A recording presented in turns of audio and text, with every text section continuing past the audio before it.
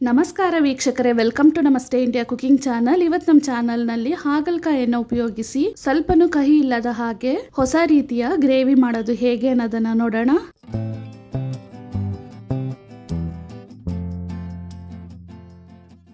ನಾಲ್ಕು ಹಾಗಲಕಾಯಿಯನ್ನ ತಗೊಂಡಿದ್ದೀನಿ. ಇದನ್ನ ಮೊದಲಿಗೆ ನೀರಿನಲ್ಲಿ ತೊಳೆದು ಒಂದು ಬಟ್ಟೆಯಿಂದ ಒರೆಸಿ ಆಮೇಲೆ ಕಟ್ ಮಾಡಬೇಕು. ಕಟ್ ಮಾಡಿ ನೀರಲ್ಲಿ ಹಾಕಿದ್ರೆ ಕಹಿ ಅಂಶ ಜಾಸ್ತಿ ಆಗ್ಬಿಡತ್ತೆ. ಇದನ್ನ 2 ಇಂಚಷ್ಟು ತುಂಡುಗಳನ್ನಾಗಿ ಕಟ್ ಮಾಡ್ತಾ ಇದ್ದೀನಿ.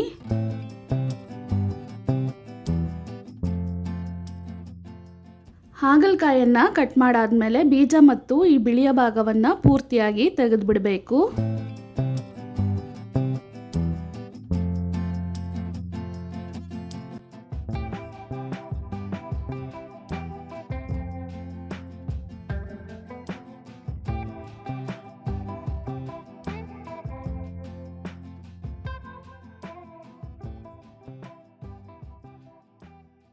ನೋಡಿ, ಹಾಗಲಕಾಯಿಯನ್ನ ತೊಳೆದ್ಬಿಟ್ಟು ಒರೆಸಿ ಕಟ್ ಮಾಡಿ ಈ ರೀತಿ ಕ್ಲೀನ್ ಮಾಡಿ ಇಟ್ಕೊಬೇಕು.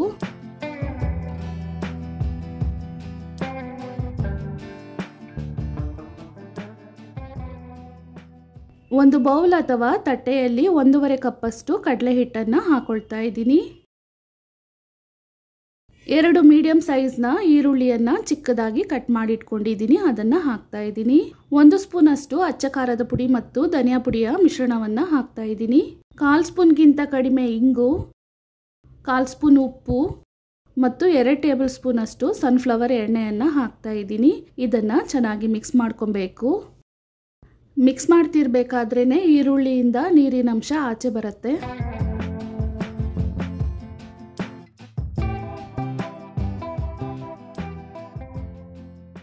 ನೋಡಿ, ಕಡಲೆ ಹಿಟ್ಟನ್ನ ಕೈಯಲ್ಲಿ ಹಿಡಿದಾಗ ಈ ರೀತಿ ನಿಲ್ಬೇಕು. ಹಾಗಲಕಾಯಿ ಒಳಗೆ ತುಂಬಿಸೋದಿಕ್ಕೆ ಸ್ಟಫಿಂಗ್ ಇವಾಗ ರೆಡಿ ಆಗಿದೆ. ಕಟ್ ಮಾಡಿರುವ ಹಾಗಲಕಾಯಿಯನ್ನ ತಗೊಂಡು ಈ ಕಡಲೆ ಹಿಟ್ಟನ್ನ ಅದರೊಳಗೆ ತುಂಬಿಸ್ಬೇಕು. ತುಂಬಾ ಒತ್ತಿ ಗಟ್ಟಿಯಾಗಿ ತುಂಬಿಸಬಾರ್ದು, ಸ್ವಲ್ಪ ಲೂಸ್ ಆಗೇ ಇರಬೇಕು. ಆಗ ಮಾತ್ರ ಎಣ್ಣೆಯಲ್ಲಿ ಹಾಗಲಕಾಯಿಯನ್ನ ಬೇಯಿಸಿದಾಗ ಒಳಗಡೆ ಇರುವ ಕಡಲೆ ಹಿಟ್ಟು ಸಹ ಚೆನ್ನಾಗಿ ಬೇಯುತ್ತೆ.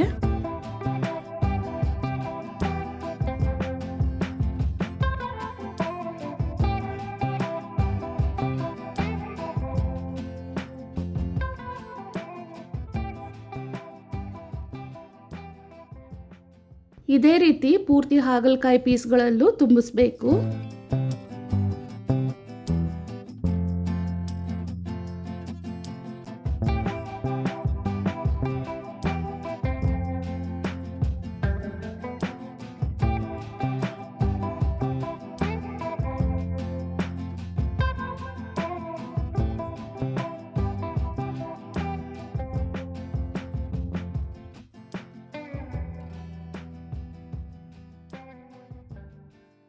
ಇವಾಗ ನೋಡಿ, ಎಲ್ಲ ಹಾಗಲಕಾಯಿ ಪೀಸ್ಗಳಲ್ಲೂ ಸ್ಟಫಿಂಗ್ ಅನ್ನ ತುಂಬಿಸಾಗಿದೆ.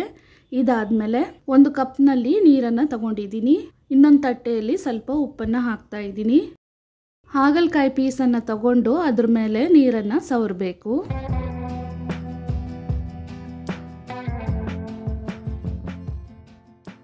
ಅದಾದ್ಮೇಲೆ 2 ಚಿಟಿಕೆ ಉಪ್ಪನ್ನ ಅದ್ರ ಮೇಲೆ ಸವರಬೇಕು. ಹೀಗಿದ್ದಾಗ ಎಣ್ಣೆಯಲ್ಲಿ ಬೇಯಿಸಿದಾಗ ಹಾಗಲಕಾಯಲ್ಲೂ ಉಪ್ಪು ಚೆನ್ನಾಗಿ ಹೀರ್ಕೊಳ್ಳುತ್ತೆ. ಪ್ರತಿಯೊಂದು ಪೀಸ್ಗೂ ಇದೇ ರೀತಿ ಮಾಡಬೇಕು. ನೀರನ್ನ ಸವರಿದ ತಕ್ಷಣ ಉಪ್ಪನ್ನ ಹಚ್ಚಬೇಕು. ಈ ಪ್ರೊಸೀಜರನ್ನ ಸ್ಟಾರ್ಟ್ ಮಾಡೋಕ್ಕಿಂತ ಮುಂಚೆನೆ ಬಾಂಡ್ಲಿಯಲ್ಲಿ ಎಣ್ಣೆಯನ್ನ ಬಿಸಿ ಮಾಡಕ್ಕಿಟ್ಟಿರ್ಬೇಕು. ಎಣ್ಣೆಯನ್ನ ಮೀಡಿಯಂ ಹದಕ್ಕೆ ಕಾಯಿಸಿದ್ದೀನಿ. ಸ್ಟಫ್ ಮಾಡಿರುವ ಹಾಗಲಕಾಯಿಯನ್ನ ಎಣ್ಣೆಯಲ್ಲಿ ಹಾಕ್ತಾ ಇದ್ದೀನಿ. ಉಪ್ಪನ್ನ ಹಚ್ಚಿದ ತಕ್ಷಣನೇ ಹಾಗಲಕಾಯಿಯನ್ನ ಎಣ್ಣೆಯಲ್ಲಿ ಹಾಕಿ ಫ್ರೈ ಮಾಡಬೇಕು. ಇಲ್ಲ ಅಂದ್ರೆ ಉಪ್ಪನ್ನ ಹೀರ್ಕೊಂಡು ಹಾಗಲಕಾಯಿಂದ ನೀರಿನಂಶ ಆಚೆ ಬಂದ್ಬಿಡತ್ತೆ. ಇವಾಗ ಹಾಗಲಕಾಯಿಯನ್ನ ಪೂರ್ತಿಯಾಗಿ ಸಾಫ್ಟ್ ಆಗೋವರೆಗೂ ಬೇಯಿಸಬೇಕು. ಅಂದ್ರೆ ಹಾಗಲಕಾಯಿನ ಬಣ್ಣನೂ ಬದಲಾಗತ್ತೆ. ನಾವು ಸೌಟಿಂದ ಮುಟ್ ನೋಡಿದಾಗ ಹಾಗಲಕಾಯಿನೂ ಸಾಫ್ಟ್ ಆಗಿರತ್ತೆ. ಹಾಗಲಕಾಯಿಯನ್ನ ನಾವು ಎಷ್ಟು ಸಾಫ್ಟ್ ಆಗಿ ಬೇಯಿಸ್ತೀವೋ ಅಷ್ಟು ಕಹಿ ಅಂಶನೂ ಕಡಿಮೆ ಆಗತ್ತೆ. ಹಾಗಲಕಾಯಿ ಇವಾಗ ಚೆನ್ನಾಗಿ ಬೆಂದಿದೆ. ಎಣ್ಣೆಯಿಂದ ತೆಗೆದ್ಬಿಡೋಣ.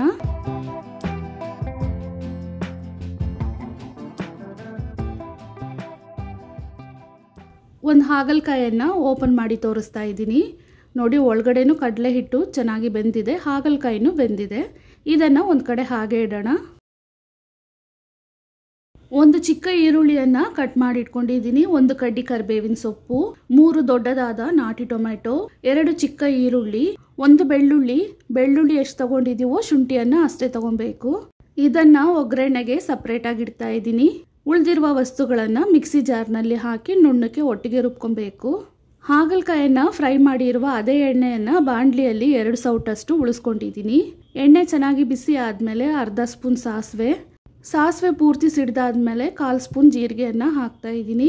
ಜೀರಿಗೆ ಸಿಡ್ದಾದ್ಮೇಲೆ ಈರುಳ್ಳಿ ಕರಿಬೇವಿನ ಸೊಪ್ಪನ್ನ ಹಾಕಿ ಲೈಟ್ ಕಂದು ಬಣ್ಣ ಬರೋವರೆಗೂ ಬಾಡಿಸ್ಕೊಬೇಕು. ಇದ್ರ ಜೊತೆಗೇನೆ 1/4 ಸ್ಪೂನ್ ಅರಿಶಿನದ ಪುಡಿ, 2 ಸ್ಪೂನ್ ಅಷ್ಟು ಅಚ್ಚ ಖಾರದ ಪುಡಿ ಮತ್ತು ಧನಿಯಾ ಪುಡಿಯ ಮಿಶ್ರಣವನ್ನ ಹಾಕ್ತಾ ಇದ್ದೀನಿ. ಅಂದ್ರೆ ಅಚ್ಚ ಖಾರದ ಪುಡಿ ಮತ್ತು ಧನಿಯಾ ಪುಡಿಯನ್ನ ಸರಿ ಪ್ರಮಾಣದಲ್ಲಿ ಮಿಕ್ಸ್ ಮಾಡಿ ಇಟ್ಕೊಂಡಿದ್ದೀನಿ. ಇದಾದ್ಮೇಲೆ ರುಬ್ಬಿರುವ ಮಸಾಲೆಯನ್ನ ಹಾಕ್ತಾ ಇದ್ದೀನಿ. ಅರ್ಧ ಸ್ಪೂನ್ ಉಪ್ಪನ್ನ ಹಾಕ್ತಾ ಇದ್ದೀನಿ. ಇದನ್ನ 3 ರಿಂದ 4 ನಿಮಿಷದವರೆಗೂ ಎಣ್ಣೆಯಲ್ಲೇ ಬಾಡಿಸ್ಬೇಕು. ತಟ್ಟೆಯನ್ನು ಹಾಕಿ ಮುಚ್ಚಿಟ್ಟು ಬಾಡಿಸಿದ್ರೆ ಒಳ್ಳೇದು, ಮಸಾಲೆ ಮೇಲೆ ಸಿಡಿಯೋದಿಲ್ಲ. ಮಧ್ಯದಲ್ಲಿ ತೆಗೆದು ಮಸಾಲೆ ತಳ ಹಿಡಿಯದ ಹಾಗೆ ಮಿಕ್ಸ್ ಮಾಡ್ತಾ ಇರಬೇಕು. ನಾನು ಈ ಗ್ರೇವಿಗೆ ಹುಣಸೆ ಹಣ್ಣನ್ನ ಹಾಕ್ತಾ ಇಲ್ಲ, ಅದ್ರ ಬದಲು 3 ದೊಡ್ಡದಾಗಿರುವ ನಾಟಿ ಟೊಮೆಟೊವನ್ನ ಹಾಕಿದ್ದೀನಿ. ಅದರಲ್ಲಿರುವ ಹುಳಿ ಅಂಶನೇ ಸಾಕಾಗತ್ತೆ. ಮಸಾಲೆಯನ್ನ ಬಾಡಿಸಾದ್ಮೇಲೆ ಗ್ರೇವಿಗೆ ತಕ್ಕಷ್ಟು ನೀರನ್ನ ಹಾಕ್ತಾ ಇದ್ದೀನಿ. ಗಟ್ಟಿಯಾದ ಗ್ರೇವಿಯನ್ನಾಗೆ ಮಾಡಬೇಕು, ಆದ್ರಿಂದ ಸ್ವಲ್ಪ ನೀರನ್ನ ಹಾಕಿದ್ರೆ ಸಾಕು. ನೀರನ್ನ ಹಾಕಿದ್ಮೇಲೆ 3 ರಿಂದ 4 ನಿಮಿಷದವರೆಗೂ ಇದನ್ನ ಕುದಿಸ್ಬೇಕು.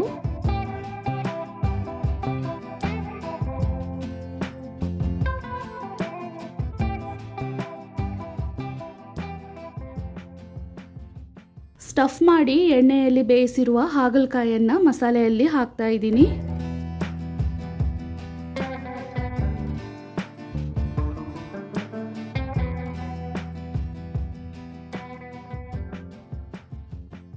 ಇವಾಗ ಸ್ಟವ್ ಅನ್ನ ಲೋ ಫ್ಲೇಮ್ನಲ್ಲಿ ಇಟ್ಟು 3 ರಿಂದ 4 ನಿಮಿಷದವರೆಗೂ ಕುದಿಸ್ಬೇಕು. ಹೀಗೆ ಮಾಡಿದಾಗ ಹಾಗಲಕಾಯಿನಲ್ಲಿ ಉಪ್ಪು ಹುಳಿ ಖಾರ ಎಲ್ಲ ಚೆನ್ನಾಗಿ ಹೀರ್ಕೊಳ್ಳುತ್ತೆ ಮತ್ತು ಮಸಾಲೆಯಲ್ಲಿ ನಾವು ಹಾಕಿರುವ ಎಣ್ಣೆ ಎಲ್ಲ ಸೈಡಲ್ಲಿ ಬಿಟ್ಕೊಂಡ್ಬರುತ್ತೆ. ನೋಡೋದಕ್ಕೂ ತುಂಬಾನೇ ಚೆನ್ನಾಗಿರುತ್ತೆ. ಮಸಾಲೆ ಇವಾಗ ಕರೆಕ್ಟ್ ಹದಕ್ಕಿದೆ. ಕಟ್ ಮಾಡಿರುವ ಕೊತ್ತಂಬರಿ ಸೊಪ್ಪನ್ನು ಹಾಕಿ ಒಂದ್ಸಲ ಚೆನ್ನಾಗಿ ಮಿಕ್ಸ್ ಮಾಡಿ ಸ್ಟವ್ ಅನ್ನು ಆಫ್ ಮಾಡಿಬಿಡೋಣ. ಈ ಹಾಗಲಕಾಯಿ ರೆಸಿಪಿಯನ್ನ ಬಿಳಿ ಅನ್ನದಲ್ಲಿ ಹಾಕಿ ಕಲಸಿ ತಿನ್ಬೋದು, ತುಂಬಾನೇ ರುಚಿಯಾಗಿರುತ್ತೆ.